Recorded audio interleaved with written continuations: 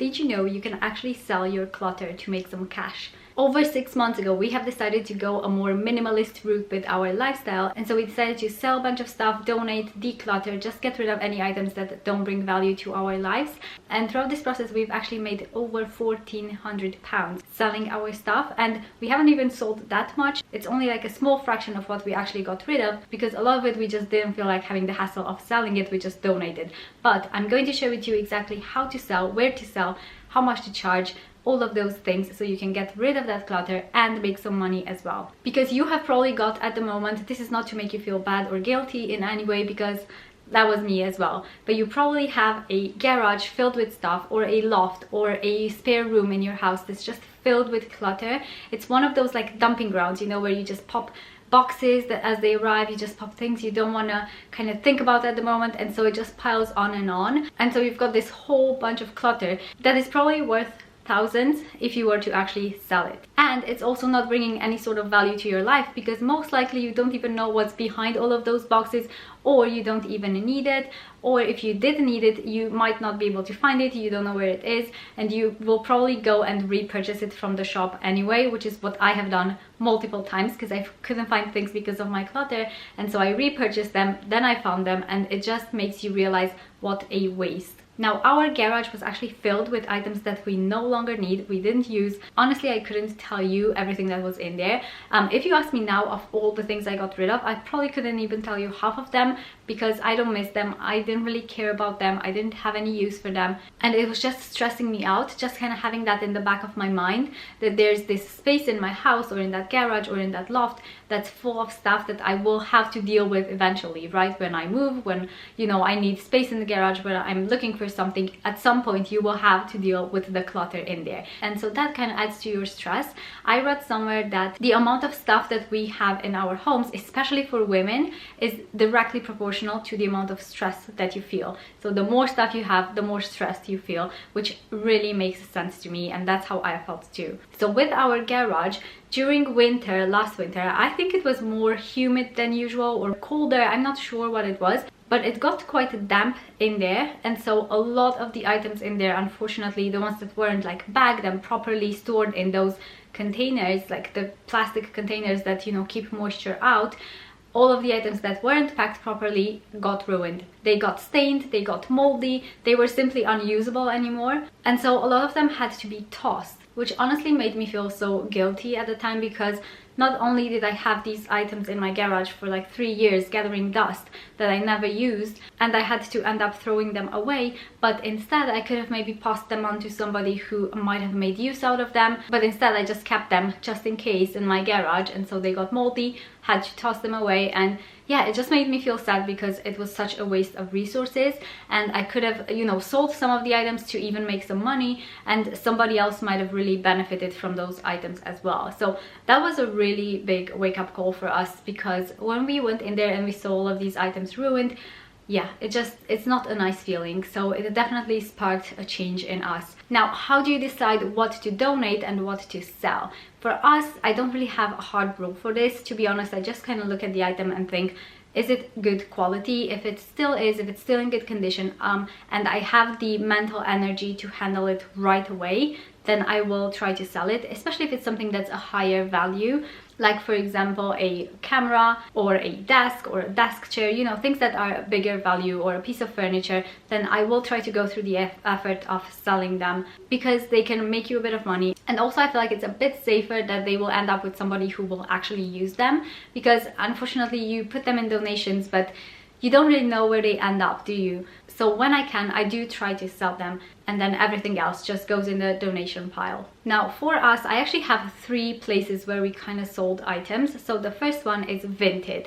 I love Vinted. It's an app on your phone. It's really easy and simple to use, which is what I love, and it's especially useful for things like baby products, clothes. So I actually sold quite a lot of my baby's items, and also my clothes on Vinted. As my baby outgrew things, I put them on Vinted. I actually also purchased a lot on Vinted, because I realized it's such a good marketplace for these kind of things, and it's also super inexpensive, especially for baby items, because they only wear them for like maybe 2 months, and then you can pass them on because they're, you know, they're still in good condition, but they're never gonna wear it again. So Vinted is a big one for me. And then we also used eBay for some items, because you can't always use Vinted for everything. Like, I don't think you can put electronics on there, so eBay was perfect for that. And also on Vinted, I don't really do the pickup, you know, the collection thing. You have to deliver, because what I have found, for something that's, you know, collection only, like a big piece of furniture that I don't want to have to deliver, I will put it on eBay, because you have that filter to show you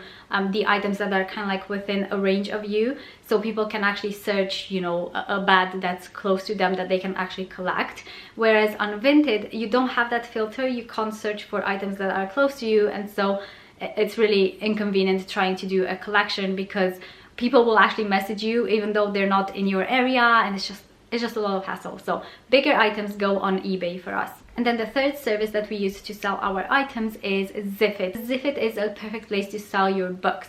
So we had a lot of books, and I simply didn't want to keep all of those books anymore, because a lot of them I have read, but I wasn't really planning on reading them anymore. And I know sometimes we keep, especially like, this is what I did, I would keep the books because I would think, oh well, maybe some friends would come over and we would have kind of a chat about a book, and I would like to maybe borrow it to them. But realistically, I don't need to keep all of these books in my home to have meaningful conversations with my friends. I don't have to store this whole library of books for that purpose. And so for me, if it's a book I want to reference back, which I do have a few of those, then I will keep that book. But most of them I didn't want to reference again. I didn't probably want to read again, so I just passed them on. And if at some point I do realize, actually I do want to read that book again, I can always go and get it from the library, for example. So I'll tell you exactly how much we made from each of these platforms. So I've got my spreadsheet here. Now we have started selling things, I think I put this down in October of last year. So yeah, it's definitely been over 6 months, but I have kind of put things on there randomly. Like, it's not like I set out to make a fortune out of this. I just wanted to get rid of some items. And yeah, on Vinted, I actually made £463 since I started selling things, which is an insane amount of money, especially if you consider that things like baby clothes and your clothes are worth very little when you sell them again. But yeah, it really does add up. And then on eBay, we have made £947, and that was mainly from selling, you know, we had a rug that we never used, we kept it in the garage, and I wanted to sell it before it actually got ruined, that one as well. We had this big full-length mirror that we never used anymore.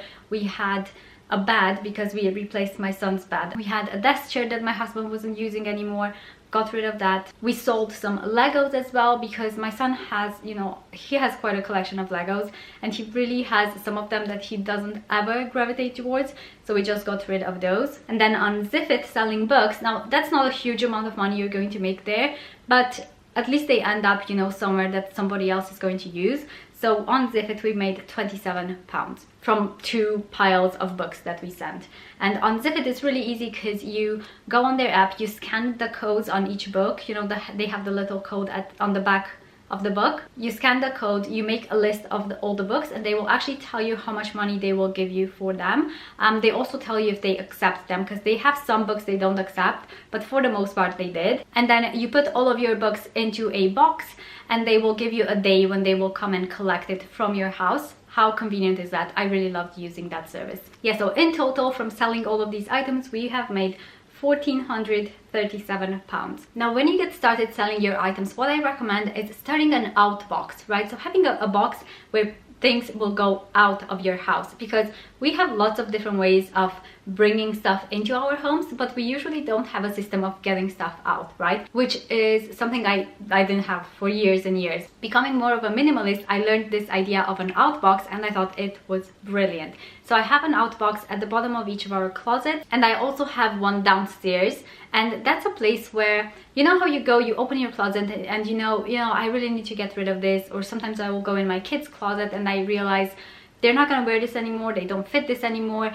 and I don't put it back in the wardrobe. I take it out, put it in the outbox so that I know it needs to go, right? Now, when I decide something's going in the outbox, I decide, am I gonna donate or am I gonna sell it? If I donate, I just put it in the outbox, it's fine. And then next time I have a trip to, you know, one of those places where you can put clothes donations, or if we get one of those bags, because in the UK you can sometimes get through the post those little bags where you can put donations in and leave them outside your house on a specific day. I love that because it's really, really helpful. So when one of those bags comes, I just go around the house, grab everything from the out boxes, and that's it, all done. But if I decide I'm going to sell that, before I put it in the outbox, I go quickly, you know, on a flat surface, on my bed, on the floor, wherever I can, and just quickly snap 2 pictures. It doesn't take very long at all, and I just put them straight in the outbox after that. And then I have the pictures to upload them onto Vinted, for example, or eBay, wherever I'm gonna sell these things. And yeah, I think if you make this kind of a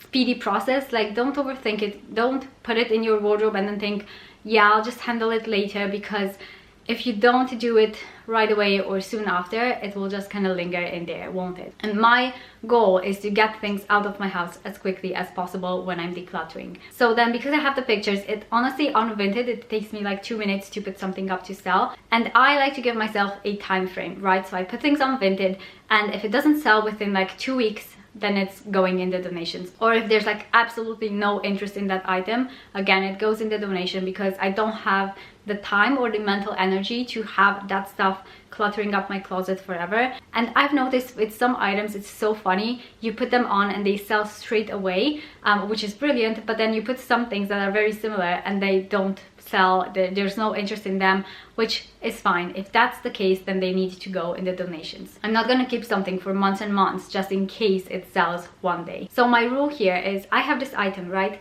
Is it in good condition? If no, then I toss or recycle it, depending on what it is. If yes, if it is in good condition, do I currently have the energy to handle the selling process?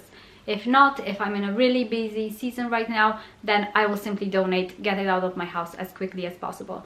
If yes, if I do have some energy right now, if I have some time to quickly snap some pictures, then I try to sell it for 2 weeks. This is my system. Now, as I mentioned before, for big furniture items, I don't want to deal with delivery because things can get broken. It can be really expensive to send something that's really huge and bulky. So what I do is I put collection only on eBay, and that has worked really well for us so far. I don't do Facebook Marketplace. I know some people love it. If you do, you know, you do what you feel comfortable with, what works for you. But for me, I have noticed that Facebook Marketplace can be a bit more scammy, especially since you meet somebody, you know, to collect the item, but they haven't actually paid for the item yet. Whereas, you know, on eBay, for example, they pay and then you arrange a meetup for them to collect the item. So I just like that extra security. One thing I did want to mention when selling your items, and this is something really big, it's the sunk cost fallacy. And the thing about this is, we spent, you know, some money on these products, and for some of them we spent a lot of money, and so when we go to sell them, we have this kind of feeling like we need to get our money back. And we also have this guilt, right? Because we bought this product, we spent a lot of money on it, we never use it or barely use it,